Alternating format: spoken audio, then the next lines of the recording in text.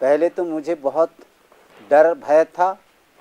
जब दुर्ग भाई हमारे साथी ये एक्शन एक्ट के अधिकारी है, इस अधिकारी के द्वारा मैंने संगत किए। ऐसे संगत करते करते ये जहाँ तहाँ हम लोगों को बैठक में बुला रहा था। बैठक में बुलाने में जाने में भी मैं बहुत हिचकिचाते रहे कि वहाँ बहुत से भीड़ में कि भाषणबाजी करवाता है, एक चोंगा रखवा के बुलवाता है। ऐसे करके हमको बहुत यह भयभीत था। पर नहीं, अपने मानव हैं, ये जाना चाहिए और इस झिझक को भगवाना चाहिए। ऐसे ज़बरदस्ती हिम्मत बांध करके मैंने इनके संगत लगा। बाद में फिर कार्यकर्ता के रूप में हम लोगों को जोड़ दिया गया।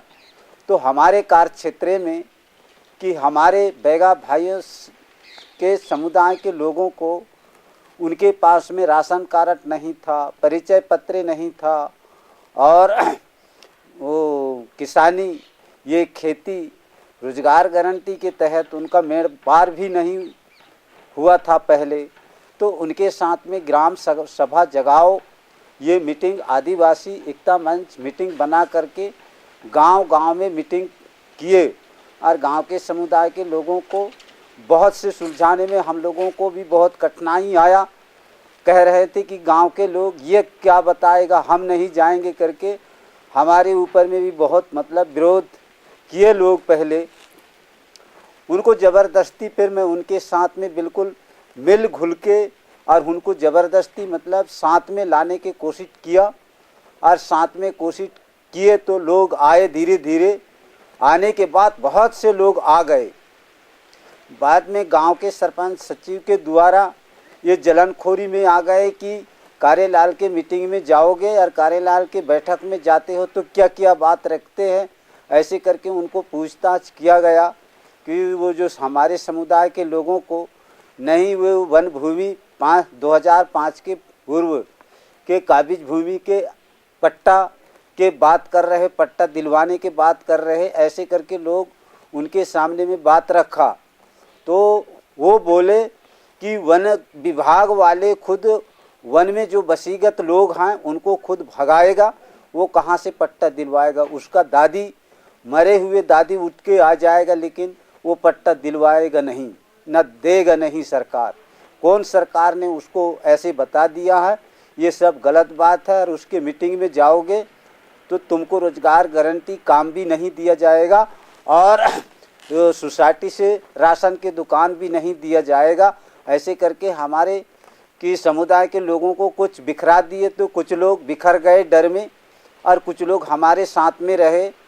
तो वन अधिकार कानून के तहत उन लोगों को समझाया, जो काबिज भूमि किए हो वन भूमि, उनके अधिकार पत्र के लिए दावा फार्म भरा जाएगा। ऐसे करके बोले तो दावा फार्म के बात पे आए, दावा फार्म भरा और दावा फार्म भर के ग्राम सभा में दावा फार्म को हमने उसी में प्रस्ताव करवाएंगे और सब लोग ग्राम सभा लगेगा उस दिन मैं बताऊंगा तो सबको जाना होगा तभी प्रस्ताव होगा।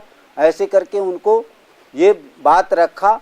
तो कुछ लोग आए, कुछ लोग भी नहीं आए। शराब क्षेत्रीय लोग हैं, कोई पी पा के घर में लुढ़क गए, वो नहीं आ पाए। जो लोग सामने में आया तो उनके प्रस्ताव हो गए।